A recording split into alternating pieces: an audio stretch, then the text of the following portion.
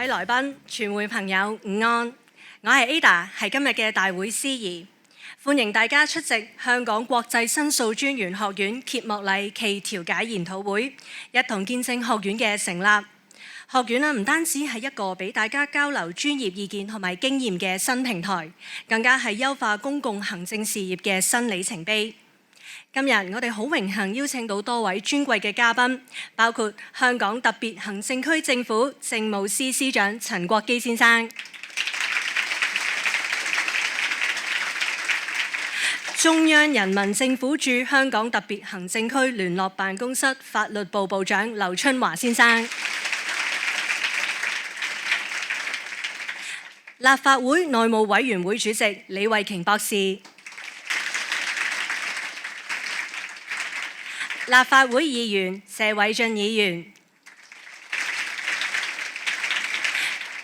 周小松議員、陳勇議員、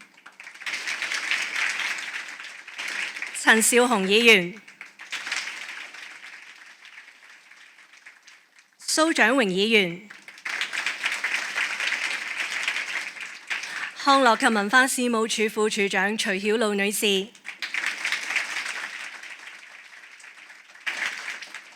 運輸署副署長郭慧英女士、房屋署副署長康永傑先生、聯合調解專線辦事處主席蕭穎儀女士，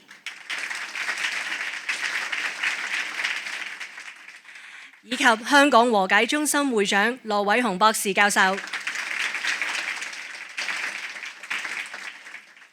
而喺調解研討會完結之後，律政司副司長張國鈞博士亦都會為我哋致閉幕詞。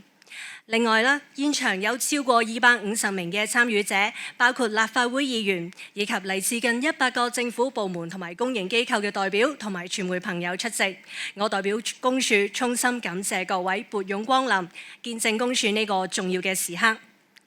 依家我哋恭請申訴專員陳積志先生為我哋開幕致歡迎詞，恭請專員。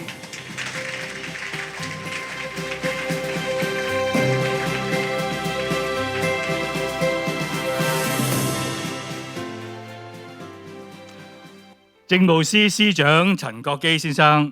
中聯辦法律部劉春華部長、立法會內務委員會主席李慧瓊博士、各位部門同埋機構嘅首長、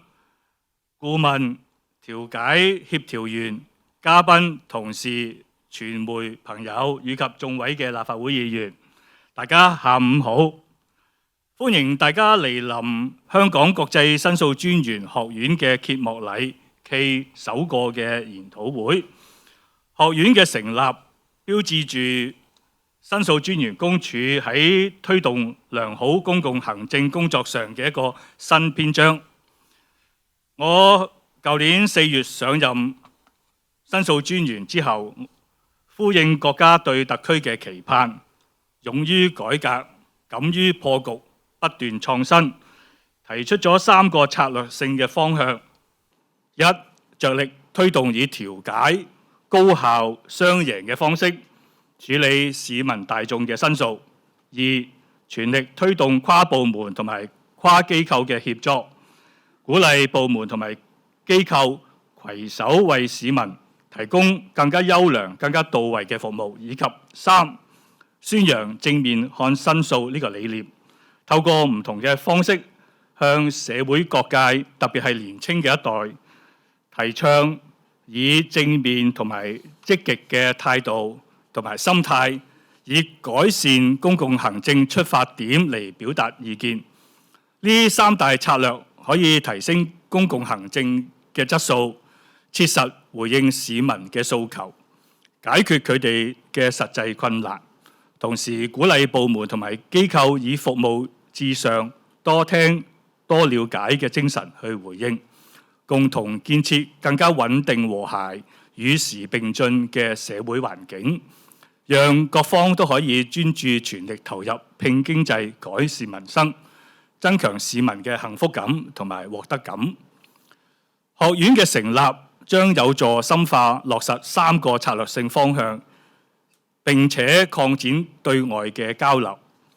為咗推動良好嘅公共行政，公署一直以嚟咧都不時都會應邀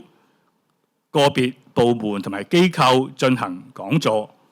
講解公署處理申訴嘅工作，分享個案嘅經驗，促進相互嘅溝通同埋交流，對推動良好嘅公共行政非常有用。公署會繼續呢一方面嘅工作。喺呢個基礎之上，公署希望擴展同部門同埋機構嘅接觸面，超越一般監察者嘅身份，成立學院係構建一個對內對外全方位促進交流嘅互動平台。對內學院會同申訴專員條例下106個政府部門同埋公營機構加強接觸同埋溝通。我深信預防勝於治療，防範於未然。所以除咗以往到部門同埋機構分享經驗之外咧，會透過學院，我哋盼望能夠促進部門同埋機構之間嘅交流，用唔同嘅方式，例如研討會、工作坊，針對特定嘅主題，好似今日以調解為主題嘅研討會，唔單止從公署嘅角度去分享經驗，亦都可以借鑑專家嘅真知灼見，讓部門同埋機構可以分享公共行政嘅寶貴經驗，互相借鏡，共同防範行政失當，提高施政嘅效率同埋質素，強化施政，聚焦避免行政失當，為市民提供更加好、更加到位嘅服務。對外學院會同國際機構協作交流經驗，相互借鑑。公署喺舊年12月初舉行嘅國際申訴專員高峰論壇暨公署成立35週年嘅慶祝大會之上，同來自6大洲40個國家同埋地區超過140名嘅代表深度交流，並且同8個國家同埋地區簽署咗雙邊合作諒解備忘錄，積極促進知識同埋資訊嘅交流，同埋建立長遠嘅合作伙伴關係，攜手建立一個更加緊密嘅國際申訴專員交流網絡，提升地區以至國際嘅公共行政質素。此外，我喺今年5月係獲選為國際申訴專員協會澳大利亞暨太平洋區理事，同埋協會章程常務委員會嘅主席，同埋聯合國及國際合作小組嘅成員。香港申訴專員學院日後會進一步協助加強公署同埋國際監管機構嘅伙伴關係，促進經濟交流同埋知識嘅分享，做好香港特區背靠祖國、聯通世界呢個重要嘅角色。公署係透過內部嘅資源成立學院，並唔需要政府額外嘅撥款。所有嘅工作都係由公署現有嘅人員喺日常工作上同時兼任嘅，展示咗有新任務並不需要增添人手嘅新概念。當然學院嘅成功係有賴各個嘅部門同埋機構參與同埋支持。日後當學院舉辦研討會、工作坊或者其他嘅活動希望大家都多多支持，積極參與，讓良好嘅公共行政經驗得以互相分享，提升整體公共行政嘅質素，達至良政善治。今日我哋舉辦首場嘅調解研討會，聚集咗業界專家同埋精英，以及與市民多日常接觸嘅部門嘅首長，探討調解喺處理投訴中嘅應用，分享過往嘅經驗同埋前瞻。希望各位踴躍參與，提出問題同埋分享見解，交流經驗。調解係國際嘅大趨勢，以調解解決涉及輕微或者冇涉及行政失當嘅申訴有極大嘅好處。唔少部門同埋機構都積極響應，並且感謝公署嘅大力嘅提倡，讓佢哋可以更加有效同埋更加到位咁樣處理市民嘅投訴，集中資源處理其他嘅事情。好多時候，申訴人走到向公署申訴呢一步咧，都係因為先前同部門或者機構嘅交往中咧，可能出現一啲誤會、溝通不足，或者唔係好理解部門同埋機構嘅運作同埋限制，而產生一啲矛盾，以致要向公署提出申訴。公署作為獨立嘅第三方，喺不偏不倚嘅情況之下咧，以調解方式處理申訴。我哋直接接觸申訴人，可以聆聽申訴人嘅心聲，了解佢哋嘅痛點。申訴人感到被關心，感覺咧已經好咗好多啦，情緒舒緩咗，能夠聽得入道理。公署居中調停，了解到部門同埋機構嘅實際運作嘅困難。過程中咧，亦都會發現一啲服務或者程序係可以改善嘅，或者個案其實可以彈性處理。喺冇對錯嘅爭論之下咧，部門同機構咧都會願意多走一步，從善如流。雙方咧可以找到一個大家都可以接受嘅方案，促成調解，達至雙贏。調解過程之中咧，公署亦都可以將部門同埋申訴人拉近一點，緩解雙方緊張嘅關係，從而解除雙方嘅隔閡。雖然聯絡嘅工作會做多咗一啲，但係對當我哋能夠從溝通當中咧了解各自嘅需要同埋難處，調和咗雙方之間嘅矛盾，達至互利互贏、社會和諧嘅成果，一切都係值得嘅。能夠急市民所急，為佢哋帶來實質嘅幫助，切實排解困擾，公署上上下下咧都感到歡喜欣慰，同時亦都感謝部門同埋機構共同嘅努力，特別係在座各位調解協調員以及協助處理市民投訴嘅同事。正正係因為你哋願意為市民多走一步，細心聆聽佢哋嘅需要，積極尋求解決嘅方法，個案咧只可以透過調解圓滿解決，達至互利互贏嘅局面。但我必須要強調咧，公署注重以調解解決市民嘅申訴，但係公署嘅調查工作咧係絕對冇一絲嘅鬆懈。為咗改善公共嘅行政，公署一直無忘初心，牢記使命，就行政失當嘅申訴作出深入調查，並且提出切實可行嘅建議。公署收到申訴反映嘅問題，往往並非單單影響申訴人，而係影響全港市民。當公署認為問題需要深入探討，又或者涉及多個政府部門或者機構，性質複雜，公署就會展開全面嘅調查。最近公署革新咗處理全面調查嘅方式，喺適合嘅情況之下，公署會邀請市民就個案所涉及嘅廣泛問題發表意見，讓公署同埋部門同埋機構能夠全方位咁掌握市民嘅關注。例如最近公署因應唔同嘅申訴，分別就單車租賃店鋪將單車停泊喺鋪外造成阻塞同埋安全隱患嘅問題，物業管理業監管局處理市民投訴嘅程序同埋機制，以及醫院管理局讓市民借用輔助器材嘅程序同埋機制展開全面調查，並且邀請市民表達意見，讓公署就問題收集市民嘅資訊同埋意見，讓政府部門可以多角度處理問題，改善市民嘅生活。申訴專員公署今年踏入第36年，感謝行政長官對公署工作嘅支持同埋認同，亦都感謝各政府部門同埋機構多年嚟積極配合公署嘅工作。你哋嘅支持同埋信任係推動公署不斷進步嘅動力。香港國際申訴專員學院成立係公署發展嘅一個新里程碑，希望各位鼎力支持學院嘅工作，共同提升公共服務嘅管理同埋效能，實行良政善治嘅擔當同埋決心，為特區嘅美好將來努力奮鬥。以下我會用英文作簡單複述，多謝各位。Welcome to the opening ceremony and seminar of the Hong Kong International Ombudsman Academy. The purpose of the Academy is to advance good governance through an interactive exchange platform. The opening of the Academy is a new chapter in the office's efforts to promote good public administration. The Academy provides an interactive platform that fosters both internal and external exchange through seminars and workshops. The Academy is positioned to advance the office's 3 strategic focuses: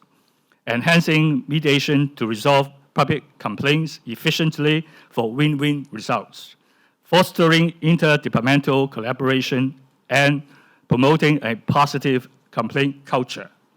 The Academy will deepen the implementation of these 3 strategic focuses and expand external communication. Internally, the Academy will strengthen the communication and interaction with 106 government departments and public organizations under the Ombudsman Ordinance. I believe that prevention is better than cure. We will strengthen our communication with government departments and public organizations through organizing seminars and workshops of different topics. Externally, the Academy will work with other international organizations, exchange experiences, and learn from each other. In December last year, my office hosted the first International Ombudsman Summit, attended by 140 esteemed speakers and participants from ombudsman institutions from 40 countries. The summit serves as an excellent platform for dialogue for collaboration, bringing together diverse perspectives from across continents, regions, and countries. The Academy will continue to promote international ombudsman affairs, strengthen ties with international counterparts, and facilitate experience exchange and knowledge sharing, so as to maintain Hong Kong's vital role as a global connector. Finally, I would like to take this opportunity to express my gratitude to the Chief Executive for supporting and recognizing the office work, to the Chief Secretary for Administration, the Chairman of the Legislative Council House Committee, the Director General of the Department of Law of the Liaison Office of the Central People's Government in the Hong Kong SAR, and other honorable guests for officiating at this opening ceremony, as well as to government departments and public organizations for supporting the Academy, joining forces to strengthen the management and efficiency of public services and demonstrate the will and commitment to promote good governance. Thank you. 多謝專員，請專員到台下就座。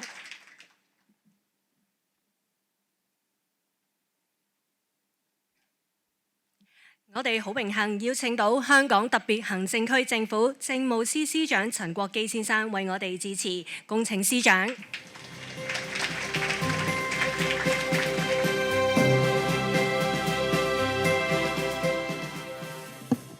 尊敬的劉春華部長、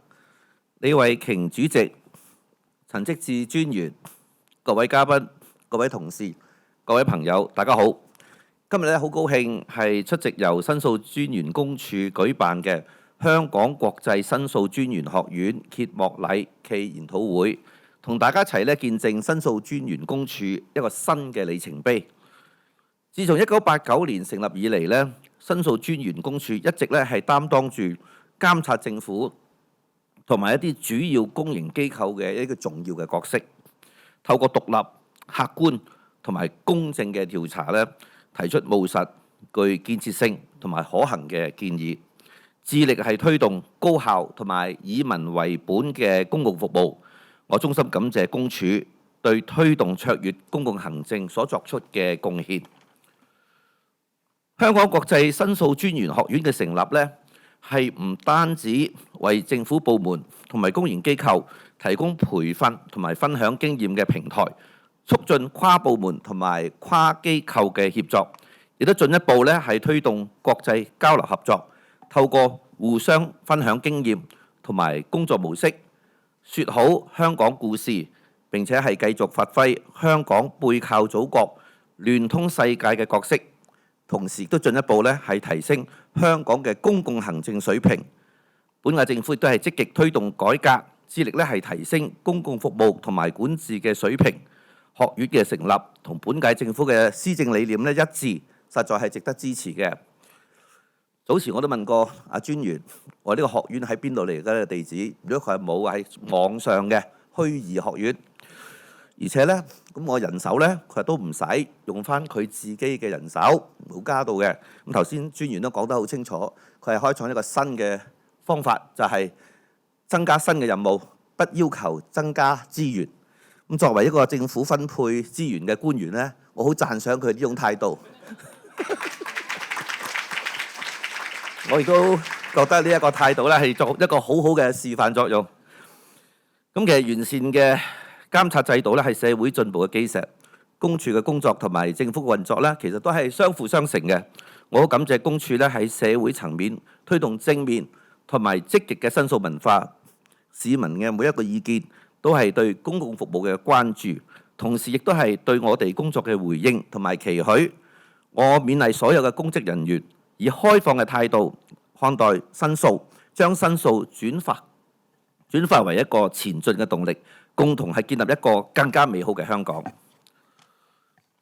除咗調查申訴個案同埋進行一啲主動調查嘅行動之外呢，申訴專員陳積志先生自從上任以嚟呢，都係積極提倡呢優先係採用調解嘅方式處理一啲不涉及或者係只是涉及一啲輕微行政失當嘅申訴，以調解嚟到解決爭議，有助更有效同埋快速去處理市民嘅申訴。呢個除咗係大勢所需，亦都係有助建設更和諧嘅社會。我覺得呢個方法係非常之好，因為有好多頭先專員都講，好多投訴有陣時咧係不是對與錯嘅問題，而係市民同政府部門咧大家係誤會嘅問題，互相唔了解嘅問題。所以透過一個調解嘅方法，幫到市民，亦都幫助到市民咧係更加理解政府嘅工作，理解政府嘅困難。咁我相信政府亦都可以喺我哋能夠運用嘅彈性之下，幫助到市民解決佢嘅問題。我相信呢個係非常之好嘅一個嘅安排。咁我哋呢一屆政府其實咧都係致力咧係推動調解嘅。咁律政司喺呢方面咧做咗大量嘅工作，包括咧係指明政府咧係進一步推廣使用以調解方式去解決爭議嘅政策立場同埋方向，以及係檢視同埋強化規範香港調解專業認證同埋紀律事宜嘅制度。另外咧，律政司亦都係與環境及生態局同埋食物環境衛生署合作，推出為期2年嘅社區調解先導計劃，培訓呢個物業管理人員處理社區常見嘅糾紛，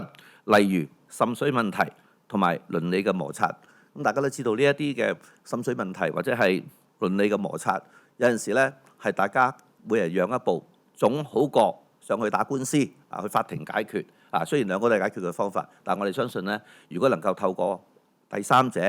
亦都透過譬如話我哋有一個幫手去解釋，或者令到佢哋咧用一個調解嘅方式解決佢嘅爭議咧，相信呢個係最好嘅解決方法。運用調解去處理紛爭咧，可以咧其實係廣泛咁樣應用到社會各個層面嘅，咁提升效率之餘，亦都更能夠切切實實為市民解決問題。我鼓勵各個政府部門都積極採用調解去解決爭議，節省資源之餘咧，亦都可以令成個社會更加和諧、更加祥和。今日出席研討會嘅同事咧，好多都係前線嘅工作嘅，當中包括主管級嘅同事。我期望咧各位咧喺堅守初心同埋使命嘅同事，亦都要不斷學習同埋進步，為市民提供更加到位、更加貼心嘅服務。最後，我再次祝賀香港國際申訴專員學院正式揭幕，希望咧學院能夠順利展開工作，為提升本港公共行政服務水平注入新嘅動力、新嘅願景。我亦都祝願稍後進行嘅研討會圓滿成功，成果係豐碩。多謝大家。多謝司長嘅支持同埋勉勵，有請司長到台下就座。依家我哋恭請立法會內務委員會主席李慧瓊博士為我哋致辭，有請李博士。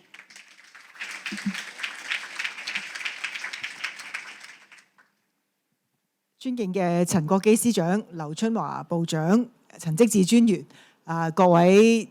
政府官員、各位議員、各位嘉賓、各位媒介朋友，大家好！今日非常榮幸出席香港國際申訴專員學院嘅成立典禮。呢個新學院嘅誕生，不僅象徵香港完善公共行政嘅決心，亦都係標誌申訴專員角色喺社會轉型時代肩負嘅新使命。申訴專員一直係香港守護公平公正、優質公共治理嘅中流砥柱。隨着香港由治及興，社會節奏咧係一路加快，市民嘅期望追求咧亦都不斷提升，希望制度更加公平開放，亦都希望政策更加以人為本。申訴專員公署咧正係一直以獨立、公正同埋務實嘅精神，將呢啲價值落實到每一宗個案、每一個制度嘅改善建議之中。近年喺專員嘅領導底下，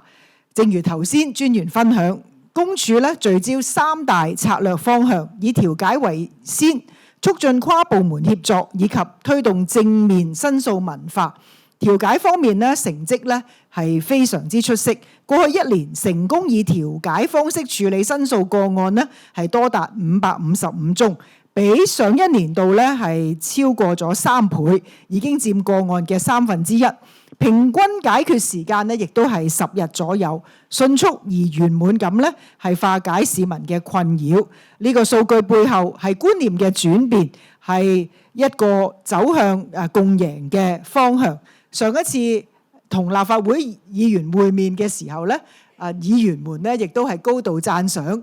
專員咧同埋申訴專員公署咧推動調解為先。正如頭先專員司長亦都講啦，我哋作為議員咧，經常接觸好多個案，市民除咗揾議員咧，其實都會揾申訴專員。咁當中咧有不少都係一啲民生相關嘅個案，漏水啦、阻街啦、等等，咁咧就透過調解，亦都咧化解咗好多紛爭。我記得當日會面咧，專員亦都分享咗一啲個案，經過好簡單嘅調解咧，令到各方咧都係得到共贏。咁呢個方向咧係值得嘉許。咁今日咧亦都係國際申訴專員學院嘅成立。呢個喺變革嘅潮流底下咧，一個創新嘅成果。學院咧肩負3大重任：前瞻培訓、全球協作、建構預防為本嘅文化。隨住社會轉型，市民嘅要求不斷提升，申訴工作咧亦都要配合專業技能同埋跨界別嘅思維。我相信未來學院咧係會結合國際經驗，為公署人員咧訂造係培訓嘅課程。除咗係公署人員培訓之外咧，我知道其他政府部門亦都獲邀。我當日立法會會議亦都提出，如果合適咧，立法會議員咧都可以一齊參加，讓我哋參加者咧共同掌握最新調解、主動調查、創意服務嘅技巧。學院咧亦都會聯繫世界各地嘅申訴專員同埋機構，推動知識交流，將香港經驗分享全球，説好香港故事，説好申訴專員嘅故事。剛剛司長亦都提到啦，除咗係新任務之外咧，更加重要，申訴專員同埋公署咧，亦都喺新時代睇下作咗一個標杆嘅示範作用。喺冇增加資源嘅情況底下咧，增加咗服務同埋咧增加咗係任務。我哋俾啲掌聲佢哋好嘛？請咧，呢個都係一個好好嘅示範作用。展望未來，申訴專員咧係會繼續同社會各界攜手合作，將調解模式啦，將頭先各項嘅新嘅使命咧係推動得更好。最後祝願香港國際申訴專員學院蒸蒸日上，不僅成為香港公共行政嘅新典範，亦都成為亞洲以至全球嘅一個係案例啊！説好我哋香港故事，説好申訴專員嘅故事。願我哋立足香港，背靠祖國，聯通世界，為市民嘅幸福感同埋獲得感咧不斷加碼。最後亦都祝願咧論壇圓滿成功，在座各位身體健康。多謝大家。多謝李博士，有請李博士到台下就座。接住落嚟係香港國際申訴專員學院揭開序幕嘅隆重時刻，請大家以熱烈嘅掌聲邀請今日嘅各位主禮嘉賓上台，一同見證呢個歷史嘅時刻。有請政務司司長陳國基先生、申訴專員陳積志先生、中聯辦法律部部長劉春華先生、立法會內務委員會主席李慧瓊博士，以及3位助理申訴專員鄧建章先生、簡婷詩女士以及余嘉敏女士。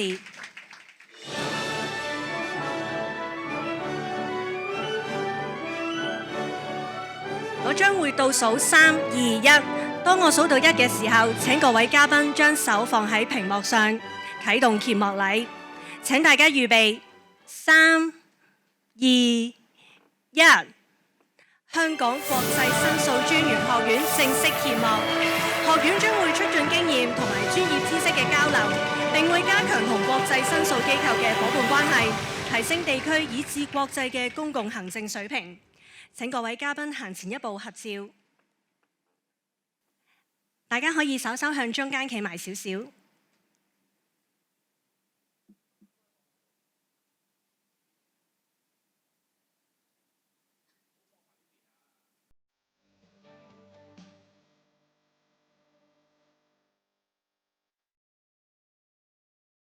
請各位嘉賓繼續留步，等我哋都邀請到學嘅立法會議員上台拍照留念。恭請謝偉俊議員、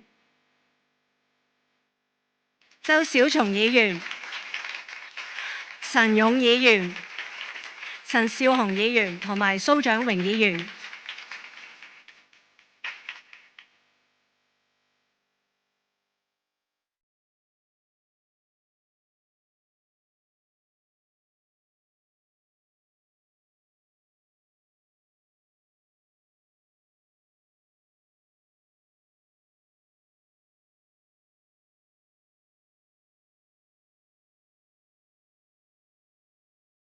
我哋呢亦都請今日嘅主講嘉賓上台一同合照，有請康文署副署長徐曉露女士、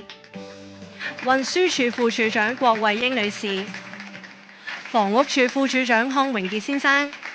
蕭永儀女士以及羅偉雄博士教授。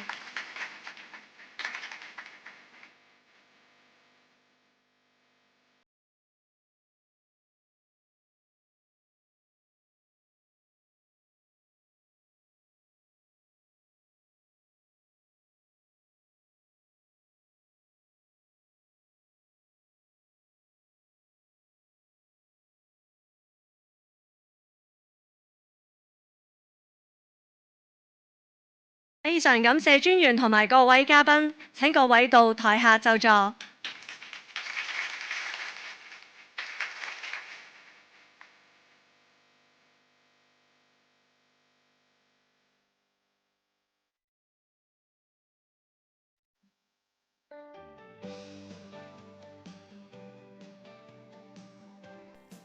感謝各位嘉賓熱情嘅參與同埋見證，學院嘅揭幕儀式已經圓滿完成。喺各位嘅見證同埋祝福之下，公署邁出精彩嘅新一步。再一次衷心多謝政務司司長嘅蒞臨，我哋特別邀請到香港特別行政區政府律政司副司長張國鈞博士致閉幕詞。司長係推動調解嘅重要官員，出心出力，佢嘅講話相信會為我哋帶嚟啟發同方向。請大家以熱烈嘅掌聲歡迎律政司副司長張國鈞博士上台分享。有請司長。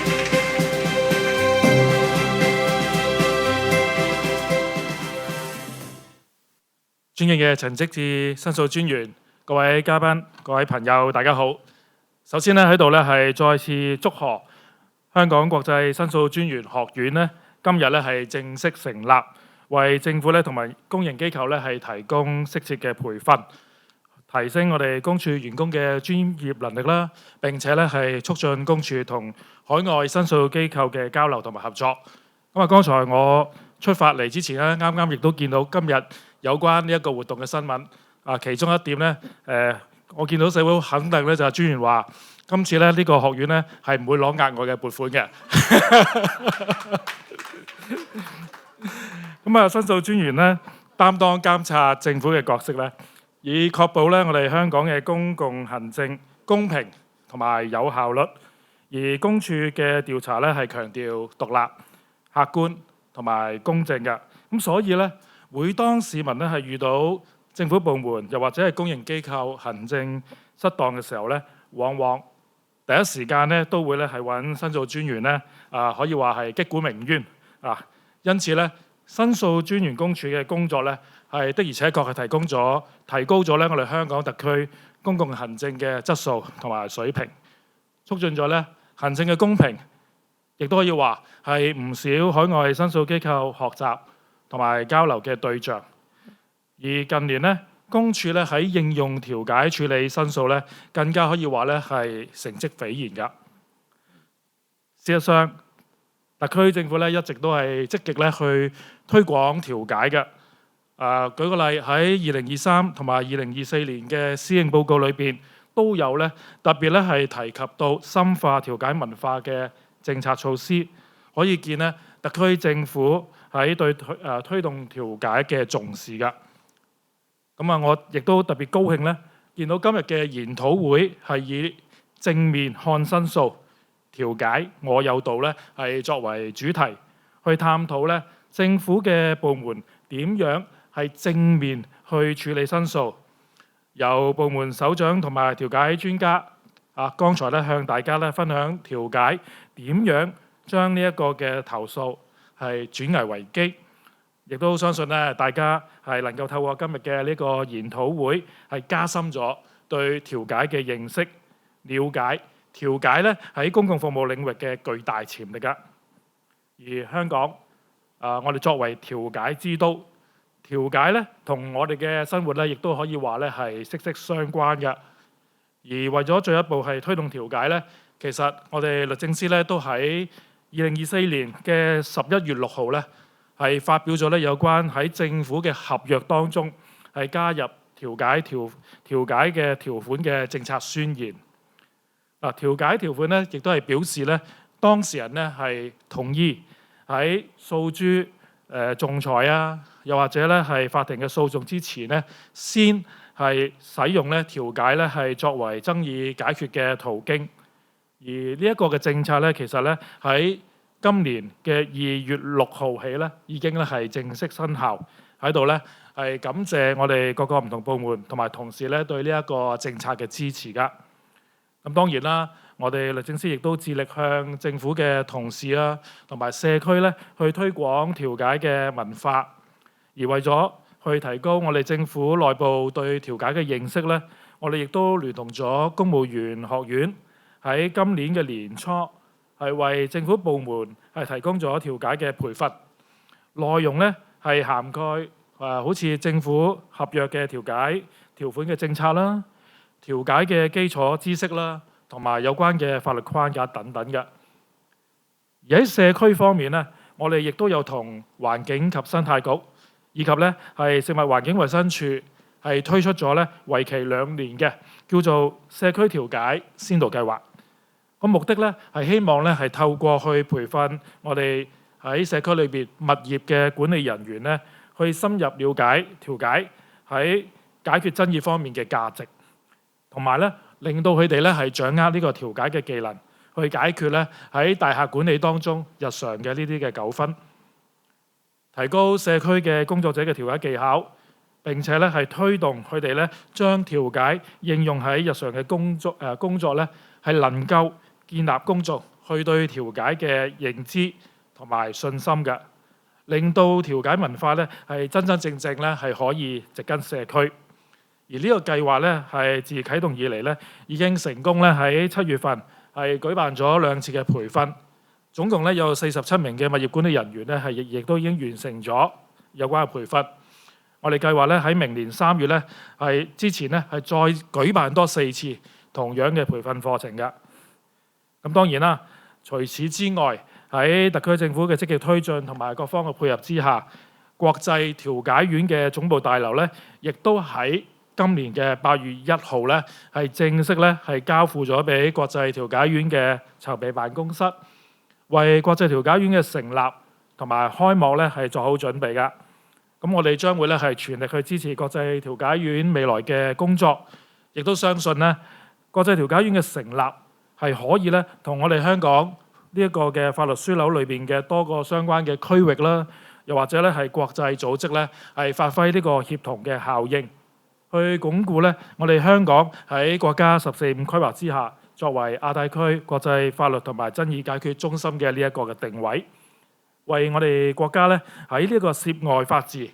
同埋推進粵港澳大灣區建設、一帶一路等等嘅呢啲國家戰略咧係作出貢獻㗎。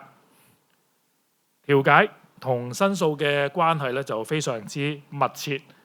環環相扣。申訴專員公署嘅3大策略性嘅方向之一，專員我真係有睇你啲嘢㗎。其中之一咧就係優先採用調解嘅方式咧，去處理咧唔涉及，又或者咧只係涉及輕微行政失當嘅投訴個案。而據我偷師所了解啦，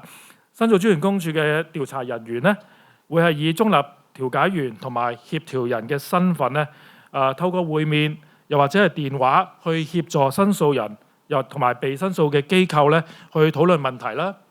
澄清誤解啦，然後咧去收集呢一個嘅歧見，去尋找一個可行嘅解決方案，和平咁樣去解決申訴，最終係達至咧雙方願意接受嘅協議。我亦都知道咧，公署喺24-25年度以調解方式完成嘅個案咧，高達咧555宗，比上一年咧增加咧係接近3倍，創下咗咧歷史嘅新高。事實證明咧，調解以呢一個非對抗嘅態度去解決問題咧，係能夠有效去處理咧，係唔涉及，又或者咧只係涉及輕微行政失當嘅呢啲嘅申訴個案，係有助達至呢一個雙贏嘅局面㗎。喺進行呢一個全面嘅調解、全面嘅調查之前，先嘗試調解，同埋我哋律政司調解為先嘅理念咧，可以話咧係不謀而合。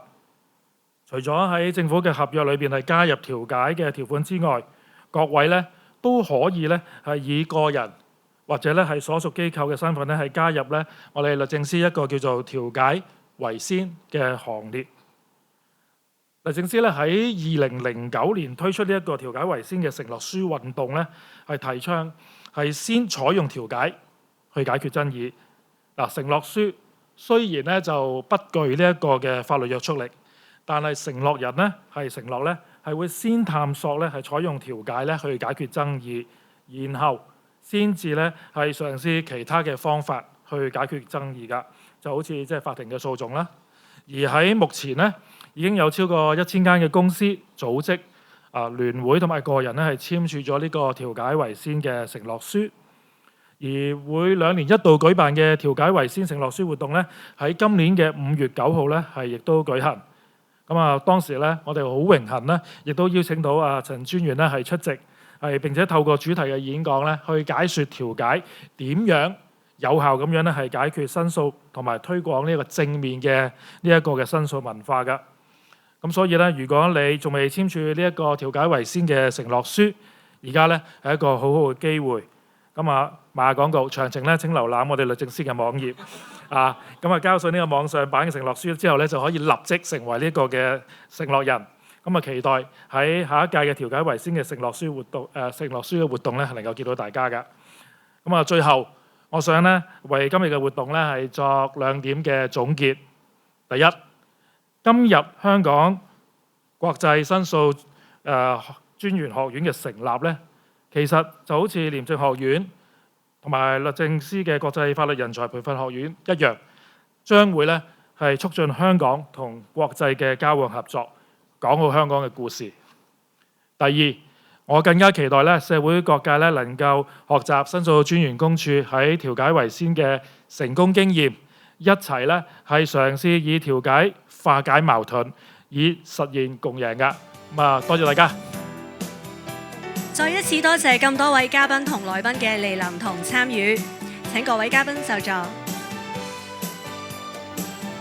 香港國際申訴專員學院揭幕禮暨調解研討會嚟到呢度已經圓滿結束，期待未來我哋可以繼續交流，共同努力，創造更多可能。多謝各位。